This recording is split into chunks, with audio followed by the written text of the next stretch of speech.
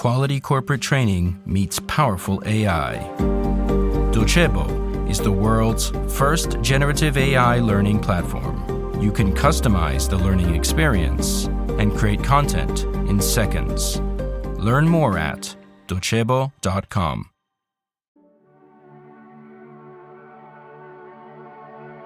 Since the beginning of time, volcanoes have embodied catastrophe, powerful forces capable of wiping out entire civilizations.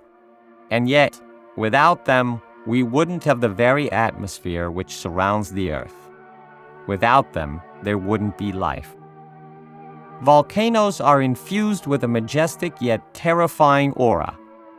Their allure is both horrifying and mysterious. Often they're seen as the passageway from our world to the netherworld, deep under the crust of the earth. In Greek mythology, volcanoes lead down to Hades itself. Over time, humans have discovered the many benefits of volcanic activity, fertile earth and prime materials such as sulfur, copper, gold, and diamonds. But most importantly, energy. This energy is at the core of the economic experiment in El Salvador. This small state in Central America, which President Nayib Armando Bukele Ortez has been governing with an iron fist since June 2019. In June 2021, Bukele announced to the third Bitcoin conference in Miami that El Salvador would recognize Bitcoin as legal tender. The president later held true to this promise in September of that same year. A novel experiment, a true game changer.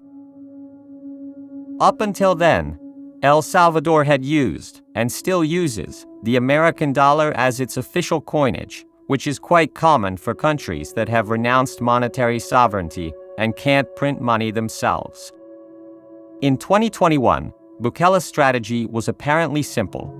El Salvador would buy a Bitcoin a day for as long as they could with their fiat currency.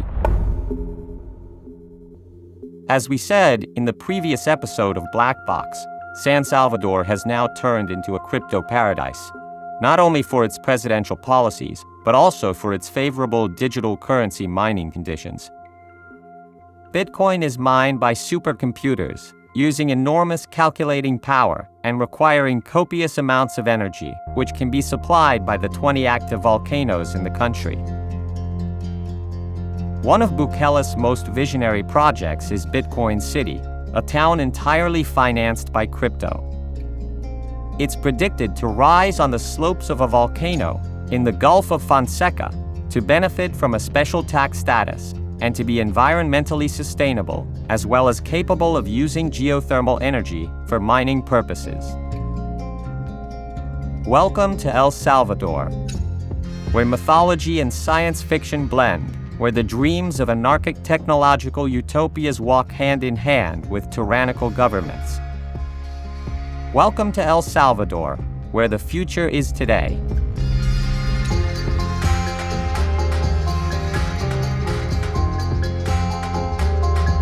I am Guido Brera, and you're listening to Black Box, The Hidden Side of Finance, a podcast by Cora Media, sponsored by Docebo.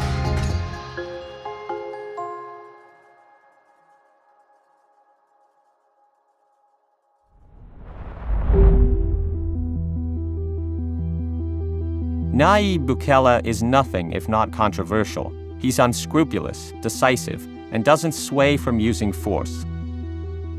A polarizing figure. Either you love him or you hate him. But opinions change, and this is what happened with the International Monetary Fund. In January 2022, just 4 months after adopting Bitcoin, the IMF starts to warn El Salvador against continuing down this path, threatening a squeeze on loans. The fund is worried about the risky fluctuations of Bitcoin and the negative effects that its adoption could have over financial stability and consumer protection. But things soon change, and about a year and a half later, the IMF's opinion seems to have shifted. They're still cautious about Bitcoin, but at the same time they're optimistic about the government's approach, especially since the state's bonds have been performing so well. Also, such a widespread structural reform is truly indicative of the government's overwhelming appeal. Nayib Bukele is enormously popular, and he controls the Congress with an absolute majority. El Salvador's economy seems to have benefited from Bitcoin to such a degree that a few analysts have even dared to talk about a success. One immediate benefit has been the reduction in the cost of remittances.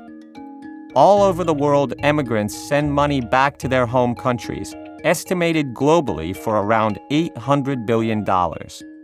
These remittances help with primary needs such as food, clothes, and housing. They lessen the impact of poverty. They protect families in times of need, support education, and local investments. However, sending money quickly, safely, and at a low cost is far from easy. Many developing nations lack a national banking system, and accessing financial services can be hard. Many Salvadorians work in the USA. They're the ones sending money home and therefore benefit from a simpler system of remittances.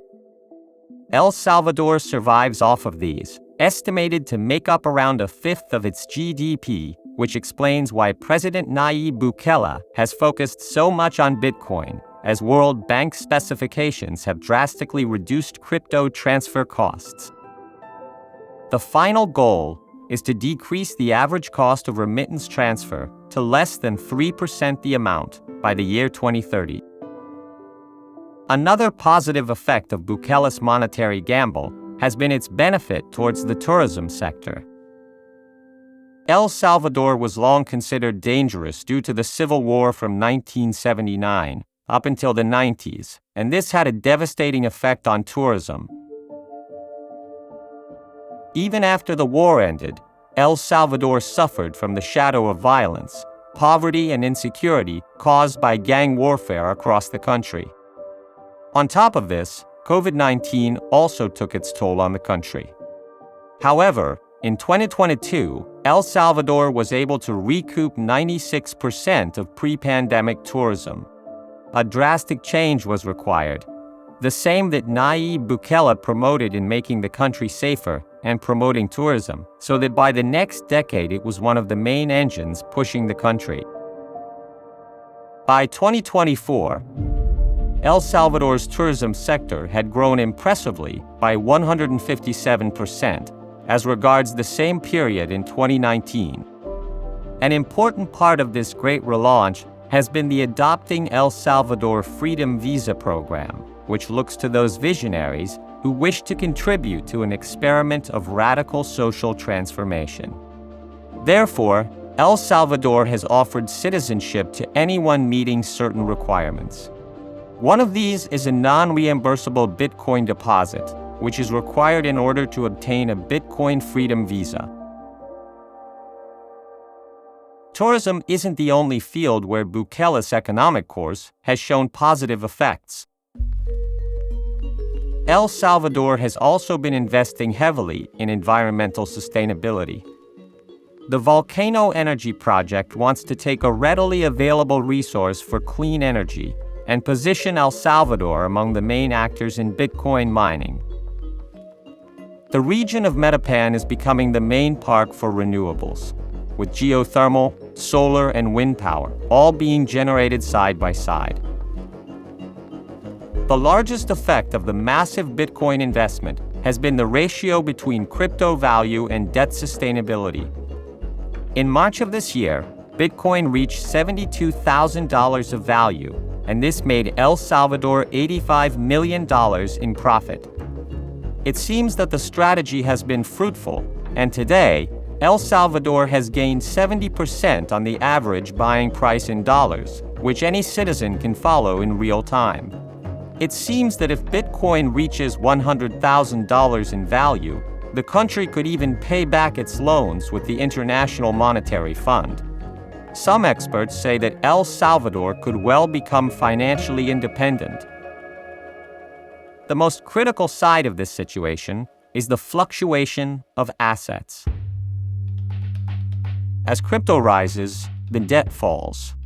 However, should Bitcoin collapse, the economy of the entire country would be pulled down with it. However, Bukele's strategy has already faced critical stages. For example, in 2022, when Bitcoin tumbled from its peak of $70,000 down to $16,000.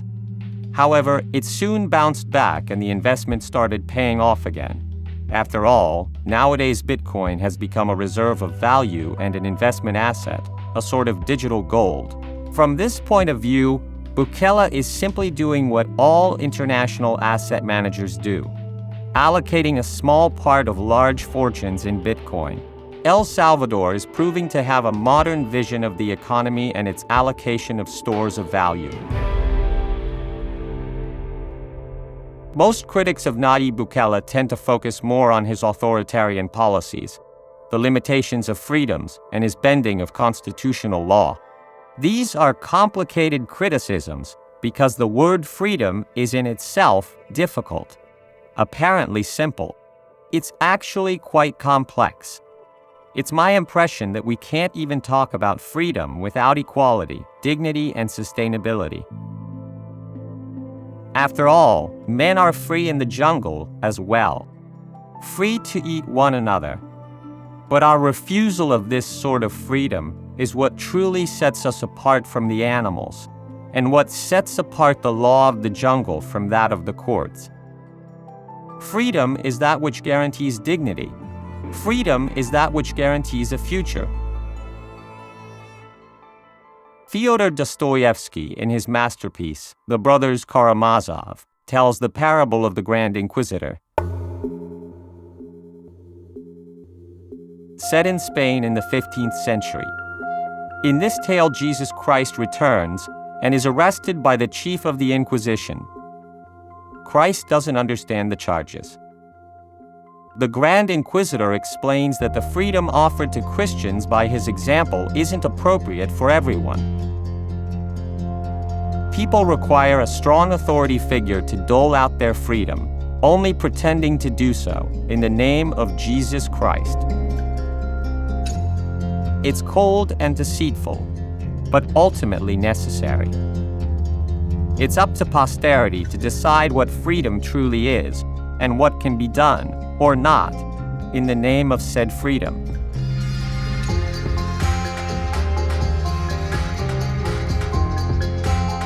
Black Box is a Cora News podcast produced by Cora Media and sponsored by Docepo. Written by Guido Brera with I Diavoli. Editorial supervision by Francesca Milano. Intro and sound design by Luca Micheli. Editing and post-production by Luca Micheli and Mattia Liciotti.